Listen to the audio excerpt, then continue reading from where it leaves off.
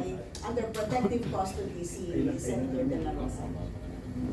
Hindi naman po dinideny ni SP Alan Cayetano that they decided that, and also publicly he announced that he wasn't doing it just because Bato is a senator. Nilinaw niya po yun. Sabi niya, pati po kayo po, members of media, kapag may sumubok sa inyo mag-arrest tapos walang warrant or may spurious na warrant, hindi namin kayo ibibigay.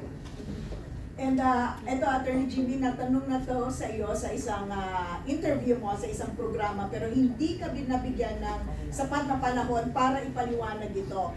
Tama po bang intindi ko po na ang standing nyo ay hindi nyo kinikilala yung warrant of arrest ng ICC? Tama po ba? Insofar as Kinikilala namin that it exists. it exists. Okay, kinikilala namin dahil sa mata nila yon ay valid yon. Pero hindi namin kinikilala na enforceable siya. Okay, it has to go through the proper process as very competently explained by Attorney Bobet. And if this is not enforceable, para lang maliwanag sa ating mga kababayan, bakit nangangailangan pa rin ng protective custody kung hindi naman pala siya enforceable, no? Because they were enforcing it. Ganun na kasimple. Hindi siya And enforceable. what would happen kapag na-enforce kayo na hindi naman pala siya enforceable? Maduduterte siya. Oo, ganun lang. Di po ba ganun kasimple? Hindi ko alam kung ba't pinakahaba natin ang usapan. Sabi nila, bakit naman namin gagawin yun? Ginawa nyo. Hindi na kayo papayag. So pag he will languish in a foreign cell beyond the reach of our laws, and should the Supreme Court decide in our favor, we will still have no legal recourse to bring him back. Yes. So, ano po ba yung komplikado sa sinasabi namin? Ayaw lang po namin maulit yung ginawa kay Duterte kasi hindi pa nga settled yung issue ng kay Pangulong Duterte. Pinapabalik pa nga natin siya. Dadalawahin pa ba natin? Yes. So, Attorney Jimmy, hindi ito pagtatago. Pagtataguyod po yun. Pagtataguyod. Hindi pagtatago. Okay, thank you. And for our next segment, Penny. If I may add lang, Kapenny. Yes, sure, Attorney.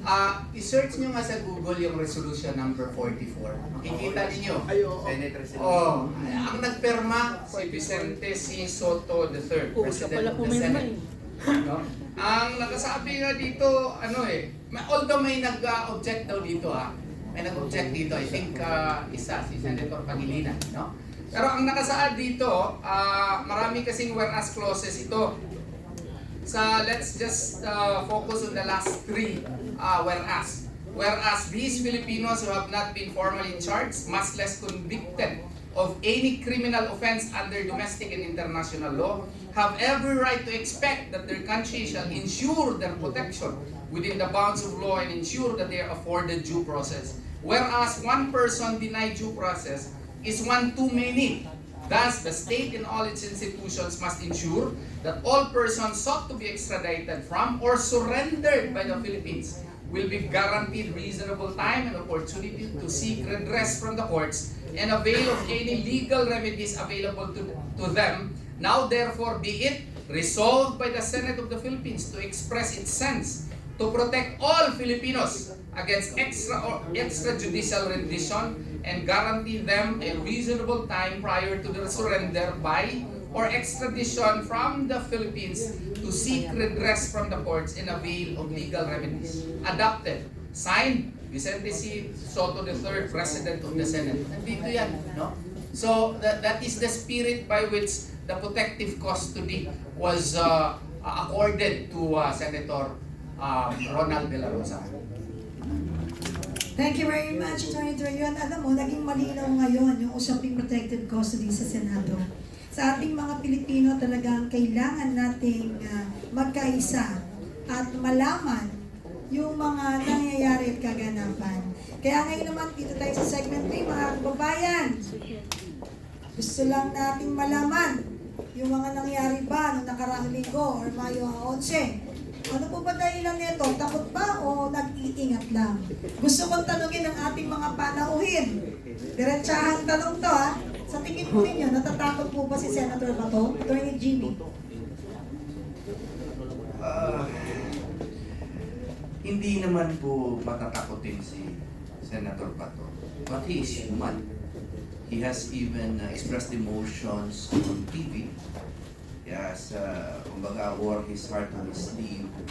Pero yung takot niya doesn't seem to be merely personal. Parang natatakot po siya na parang ganito na lang po ba talaga tayo? Will we allow the breakdown of our laws and the breakdown of our constitution? In one of our private agreements na napag-usapan namin very briefly, no, na ang batayan nga ng buong 1987 Constitution it was a reaction to martial law. That is mentioned by many erudite professors, no? It was a reaction para hindi maulit yung evils na pinakita ng martial law at ng Marcos dictatorship. So, ang takot niya, if we can call it fear, is yung breakdown ng Constitution, but also gagawin ito sa kanyang pamilya. Thank you, Attorney Jimmy. How about Attorney Terion, please? Well, ang sa akin dito, no, I don't know, no? Kasi ano nga ba yung tanong clearly? Gusto lang natin na Natakot ba siya? natatakot ba siya? Actually, ang nangyari dun, ma'am, before mga 1:30 kasi nag-selfie pa kami doon sa sa crime scene, yung sa putukan. Oh. And then crime scene yun kasi may nag-attempt na pumasok although dinideny nila yan, no? Alam naman natin na morning pa lang gusto nilang dakpin, tapos pagkagabi alam natin nandun sila sa Senate within the compound pa rin, although according to them GSIS. Feeling kasi ni Senator De La Rosa, sa tingin ko lang, speculative ito, nakaka-cause na siya ng threat to the security of his fellow senators, the staff, and even members of the media. So, hindi po siya takot. It is only that he wanted to insist that our Constitution should be respected. Yung mga argumento po na hindi naman siya dinideny ng due process, no? Kasi yung ICC nagbigay sa kanya ng due process. Alam mo, maling-mali po yan. Bakit maling-mali po yan? Because if you will analyze and study the rules of procedure of the ICC, yung akin to preliminary investigation nila, secret Secret yung process. Ang issuance nga ng warrant of arrest, secret. So how can you claim that Senator Bato de la Rosa was accorded due process by the ICC? You know, yung procedure ng ICC, diferensya sa atin, inquisitorial method yun Inquisitorial in the sense that it is really shrouded in secrecy because we can understand that because this involves crimes against humanity. But when you juxtapose that with our Philippine Constitution, kasi in accordance with our national laws nga, under Article 59, Section 1, magkaiba. So sa paningin ni Senator De La Rosa, since ang proseso sa kanyang pag-aresto, pag-enforcement ng warrant is in accordance with our Philippine laws, then he should be accorded due process for the first time. Hindi po ito for the second time. Hindi po pwede na dakpin siya at sa presinto ka na lang magpaliwanag. Under Philippine jurisdiction, if you are facing a case under ordinary procedure, hindi inquest proceedings, under ordinary procedure, you are given the chance to respond. So yun ang ating sa mind ni Senator De La Rosa, nakaka-hassle na siya sa kanyang fellow senators. Yung security nila is under threat na, sa mga members of the media under threat na, no? At madadamay pa sila, kaya hindi siya nagtatago. He is just asserting his right that he should be treated as a Filipino, kasi nakakalungkot na kung dito sa Pilipinas may kaso ka, dadaan ka sa due process requirement, kung international warrant of arrest hindi na magdaan ng due process requirement, dito ko sasabihin, yung Article 3 of the 1987 Constitution does not distinguish, okay? It does not distinguish, kasi nga po, yung 1987 Constitution, granted for the sake of argument na sabi ng isang kaibigan ko na it does not distinguish daw of a foreign judge. Sa tingin ko lang, with utmost due respect, kung may Chinese warrant of arrest against him, diretso i-implement ka agad dito kasi it is determined by a Chinese judge. Di ba hindi po pwede? Kailangan talaga dadaan yan dito sa ating procedural mechanism, sa ating constitution. Since our 1987 constitution, in accordance with Hall versus People, yung determination of probable cause for issuance of warrant of arrest is non-delegable. Non-delegable, only a Philippine judge can issue it. And Salazar versus Achacoso likewise reiterates that, or likewise states that rather. So, kailangan sumunod sa ating local proseso. Yun po ang nasa isip ni Senator Bato de la Rosa. Kaya hindi siya tumatakas. He is asserting his constitutional rights. Thank you, Attorney Torion. How about you, Attorney Topacio? Tatakot po si Senator Bato? By the way, with respect to that, nais kong katigan, hindi dahil sila ay mga kapartido ko at pareho kaming magagandang lalaki. Ngunit dahil tama sila na yung term ng bugante na paulit-ulit na sinasabing parang mantra, that is pure and unadulterated bullshit. Dahil wala pong valid warrant against Senator De La Rosa. Ginagamit lamang po yung propaganda ng mga kalaban ni Senator De La Rosa, lalo na yung mga makakaliwa, na halos naubos na ang hanay nila noong Chief PNP, si Senator De La Rosa. May wanted poster pang nalalaman.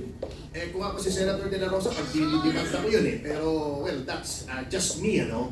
Hindi po tama yun. And any lawyer, I will say this, who echoes that sentiment is a stupid lawyer. Sinasabi ko sa inyo. Noong kami sa PACC, naglagay kami ng wanted posters laban kay Senator Lacson, ay wanted po talaga siya sapagkat may warrant siya. We even put up a reward for his capture. Kaya for Senator Lacson to say now na Senator Bato, ikaw ay sumuko, unang-una, bakit siya susuko? Wala naman siyang warrant. Pangalawa, si Ping nga hindi sumuko eh. Nagtatago siya and he availed of certain remedies. Swerte nga si Senator Lacson na wala pa yung principle that the fugitive cannot avail of legal remedies. And with respect to Senator De La Rosa, that doctrine does not apply because he is by no stretch of the imagination a fugitive from justice. Wala po siyang warrant, hindi siya pugante. At pakita nyo sa akin kung sino nagsasabi pugante siya, puputusan ko. Thank you. Maidagdag ko lang po, Yes, kung Attorney. maaari. Nasabi ko na kanina na yung 87 Constitution ay reaction sa martial law. Maalala po nitong mga mas nakakatanda sa akin na sa panahon po na yun, meron pong mga tinatawag na ASO. Naalala niyo siguro yung ASSO, Arrest Search and Seizure Order. Marami pa rin aso ngayon. Marami pa rin. Sa ombudsman. Kaya po nagkaroon sa Bill of Rights ng napakalinaw na direktiba na ang arrest warrant ay dadaan muna sa determinasyon ng probable cause personally determined by a judge. Para po i-centralize na po sa judge ang pag-determine kung dapat magka-warrant.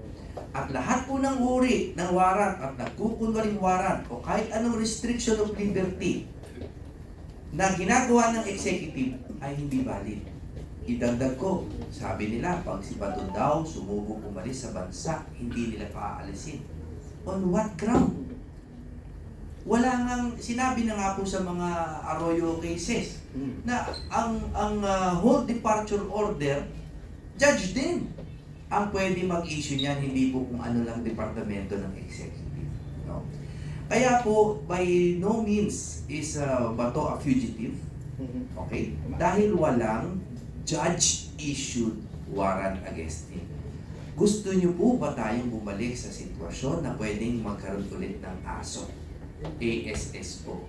Dapat po lahat tayo ngayon against na sa lahat ng uri ng ASO. Okay, Attorney. Inform ko lang kayo sa mga hindi nakakaalam. Lumiham na po ang ating partido noong ika-18 ng Mayo. Itong buwan na ito. Kay Secretary Frederick Vida. na sinasabi po namin na hindi dapat pigilin si Senator Bato kung siya ay aalis sa Pilipinas sapagkat walang basihan, at binabalaan po namin ang DOJ na kung gagawin nila ito, they will have to face the consequences. At sinabi ko po rito, just very briefly, sabi ko, ako po ay umaasang titimo sa inyong kaisipan. Sinabi ko, ako po ay umaasang titimo sa inyong kaisipan. Titimo, tatata. Oo, Tagalog. Titimo. Sa Bilisaya ko yan, dapat mo lantik sa imong alimpatakan. Yun! Mismo! Kahit hindi ko naiintindihan.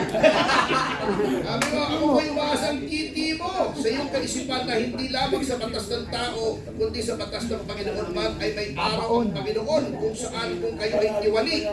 Ayon kay Propetang Isayas ay mapapahamak kayo. Yun ang sinabi ko sa kanya. Kaya sinabihan ko si Secretary Vida na titimo sa iyong isipan dapat. Tatatak sa iyong isipan. Kaya Secretary Vida, titimo dapat sa iyong isipan niya mga sinabi. Dapat itimo. Oh, alam niyo na yun, word for the day, we need to understand the meaning of titimo sa ating kaisipan.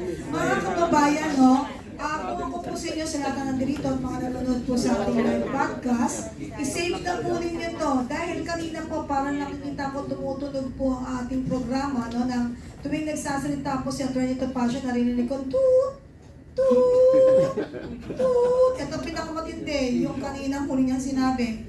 If I were you, save na po niyo kasi mawawala po yan sa tatanggalin nila yan. Opo, salamat na natuto kami ng bagong word. Diretsahan pa rin po tayo, no? Tuloy-tuloy ang ating pong usapin. At kailangan mailatagtaan natin ito ng malinaw sa ating mga followers at mga nanonood, mga sumusuporta sa ating pong programa, Kapihan sa PDP. Sa tatlo natin pong mga panauhin ngayon, kung naniniwala po si Senator Bato na wala siyang ginawang mali, bakit tila may urgency na umiwas sa mga operatiba? Attorney Torion. Well, actually, nasabi na namin, no? This is an assertion of his individual rights, human rights as a Filipino citizen. Kaya nga po, yung sabi doon sa isang broadcaster na, bakit siya magtatago? Hindi po siya nagtatago, nag-a-assert siya sa kanyang individual rights, human rights as a Filipino citizen. Kasi nga po, yung executive department through the NBI is hell-bent in arresting him even if there is no Philippine recognized warrant of arrest or Philippine issued warrant of arrest. So, kaya nga po, how would he be able to protect his rights kung magpadakip siya at dalhin siya doon sa Netherlands? Ang ibig ba nila sabihin, nandun siya sa Senado, tapos paglabas niya, magpadakip siya, tapos doon na lang kami mag-assert ng kanyang human rights kung nandun na siya sa Netherlands? Hindi po tama yun. Kasi nga po, person's liberty na yan and possibly life is involved.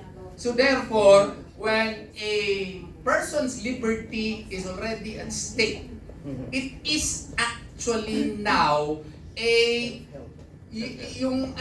doctrine of self-help. He has to protect himself. Kasi the first rule of human being is what? Self-preservation. Self-preservation yan. Kasi kung magpadakip siya, dadalhin siya doon sa Netherlands, pareho naman kami. Ngayon mahihirapan kami pag-assert dito sa Pilipinas kasi ibang bansa na yun Wala naman tayong Hague Invasion Act. At saka meron, maski yung Hague Invasion Act? Yun, yung Hague Invasion Act, pareho yan sa Amerika. Yung Hague Invasion na kung mayroong tao na dadakpin, kung American ka or any American allies, no? Dadakpin ng ICC or any foreign court, no? Without respecting the US laws. Pwede mag-organisa yung presidente at invade yung para to extract him Meron silang batas, wala naman tayo. At saka kung meron din tayo, ano bang kakayahan natin ipag-gera doon sa Netherlands? So, siguro mga wakwak padala natin doon. No? Maski mga wakwak siguro dalhin natin doon. Oo. Attorney, may sinasabi po si Attorney Topacio. Madalas matibag. Ay, padala si Matibag doon. Ako, matitibag siya doon. Mahirap po yun. That's why self-preservation yun, while at the same time preserving his right also under Philippine laws in order that his rights will be protected via judicial remedies. And meron kami ngayon, yun nga sa Korte Suprema na pending. And I hope and pray really on bended knees that the Supreme Court would grant our prayers. Kasi nga po, individual liberty. What if mangyari ito sa inyo in the future? Oh. Mangyari sa inyo, mayroong foreign warrant. Oh. Maghahanap kayo ng mga kagaya ni Attorney Israeli Tuturion, Attorney Jimmy Bundok, Attorney Topacio, para dipinsahan ang mga karapatan ninyo. Kasi delikado ito, foreign warrant. Oh, idiretso mo lang implementa as if it is a Philippine court-issued warrant. Kalukuhan talaga eh, hindi nyo nakikita. What if mama nyo, papa nyo, may isyuhan ng foreign warrant, diretso lang implementa, payag kayo? Bakit? Kailan ba tayo naging tuta ng ICC? Kailan ba tayo naging tuta ng mga dayuhan? We precisely enshrined the Bill of Rights in the 1987 Constitution in order to stop, no? In order to at least prevent government excesses. Between the leviathan of a government power and the individual, the Bill of Rights is our shield. Leviathan is that monster with maraming mga ulo. That is the governmental power, which is now trained against Senator De La Rosa. What is its shield? Bill of Rights. And that is why we as lawyers have to invoke our Bill of Rights, because it is the only shield remaining to protect Senator Bato de la Rosa. Sige, add lang ako sa loob. Attorney. Alam mo,